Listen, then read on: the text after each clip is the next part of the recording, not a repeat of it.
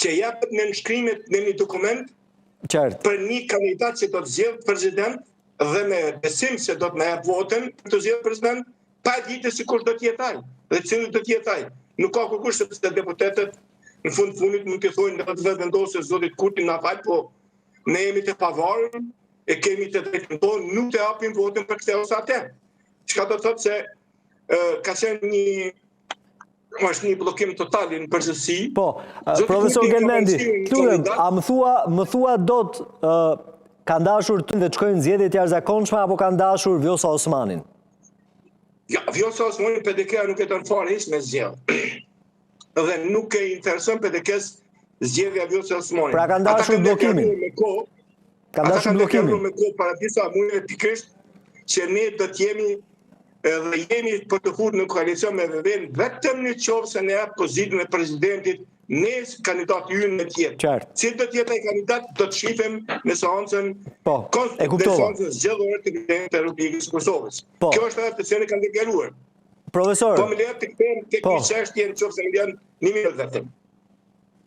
Ban? Po, të lutem sa më shkurtimisht sepse kanë disa pyetje të cilat dua t'i zauroj me ju. Okej, 1 minutë. Të kthejmë në çështje. Zoti Kurti ka paraqitur kandidatin e vet, zotin Kunjufsa për president. Ka patur mundësi zoti Kurti të paraqitë një kandidat tjetër. Por duke mbështetur në faktin se zgjedhja e presidentit në rundën e tretë vetëm në qoftë se janë prezent të deputet mrena në sallë dhe 6 në zgjedhjen, dhe duke ditur se do të dalin jashtë pastaj nuk do të dëmohen, nuk e ka paraqitur kandidatin e dytë për të filluar procedura 6 ditore, e cila është e raportit në emrin 32 paragrafin 3 të Kushtetutës, ku thotë nga momenti i fillimit të procedurës për zgjedhjen e presidentit, pas 60 ditëve konsiderohet se presidenti nuk u zgjedh dhe shpërndahet kuvendi.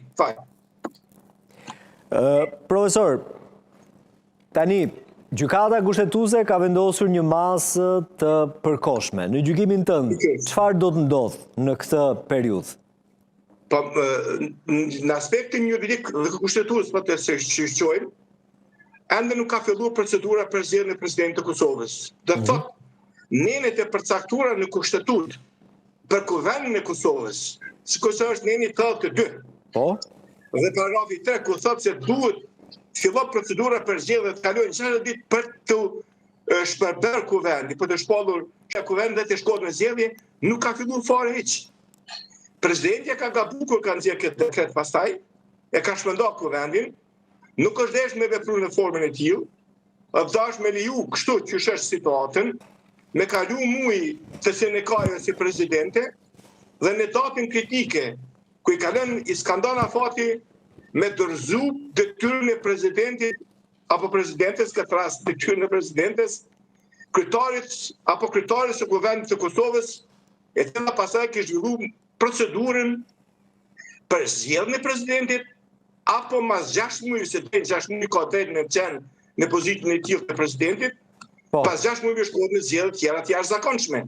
Kështu është ajo logjika juridike dhe kushtetuese e Kosovës. Tani kushtetua e Kosovës nuk mendoj se mund të nxjerrë diçka tjetër. Ja, këtu te kushtetua e Kosovës doja që të ndaleshim pak.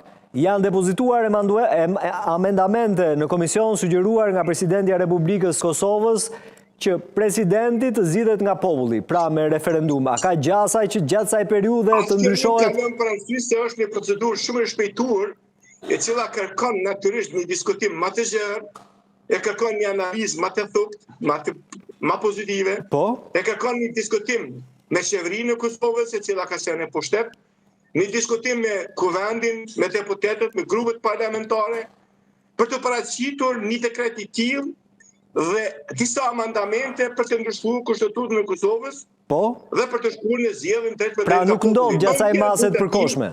Nuk ndodh gjatë asaj periudhe. Është kohë e pamjaftueshme që të ndodh diçka e tillë. Domethënë, gjykata kushtetuese nuk mundet, nuk besoj, në qoftë se bën ajo gjykata kushtetuese dhe nuk kam ku ta ankohem atje, dhe të padisë me kjo tjera në gjykatë e tillë. E kuptoj. Por nuk ka mundësi asnjërin ta aprovoj, por duhet ta kthejmë në pikën 0 të thotë kuvendit të vazhdoj procedurën për zgjedhjen e presidentit të Kosovës mbrenda apo 2 muajor që është tashune, 60 ditëve. Pra të konsumohet 3 raundet. Presidentja me 4 prill, respektivisht me 5 prill, duhet në qoftë se dhe atë nuk kemë president apo presidenteri, apo ajo nuk zgjedhet, t'ja dëzon pushtetin kryetares të kuvendit. Qartë, pra tezauroj 3 raundet që flet Kurti.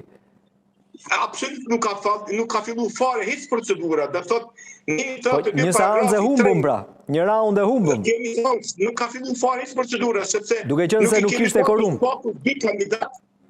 Nuk e kemi pas paku 2 kandidat për të filluar procedura e zgjedhjes së presidentit dhe për të skaduar afati peçare Jo, u gjet më duket edhe një kandidat i dytë, po për arsye të mos prezencës deputetëve nuk u zhvillua seanca e kuvendit.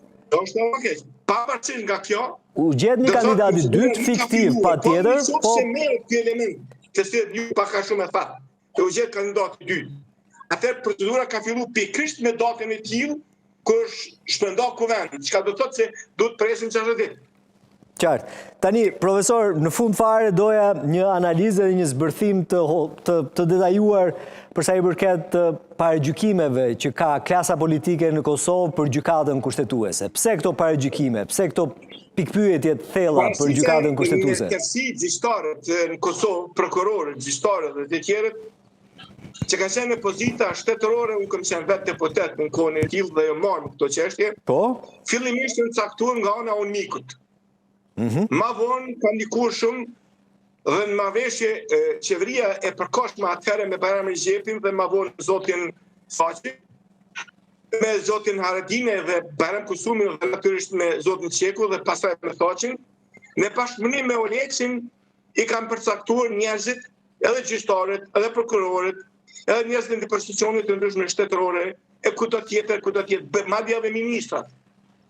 Dhe natyrisht kjo ka shku në këtë mënyrë, dhe kër është formuar gjykata kushtetuese, përsëri kanë ndikuar partitë që cilët e kanë pas shumicën e votave në kuvendin e Kosovës, që t'i dërgojnë kandidatët e vetë në gjykatën kushtetuese. Pra ne paragjykimit janë të drejta, sepse gjykata kushtetuese është thjesht gjykatë e Partisë Demokratike të Kosovës dhe Lidhjes Demokratike të Kosovës dhe këto dy subjekte në ato të cilat antarët e vetë, simpatizantët e vetë, njerëzit që kanë qenë në afërsi me ta i kanë dërgu dhe i kanë bërë gjyqtar në gjykatën kushtetuese.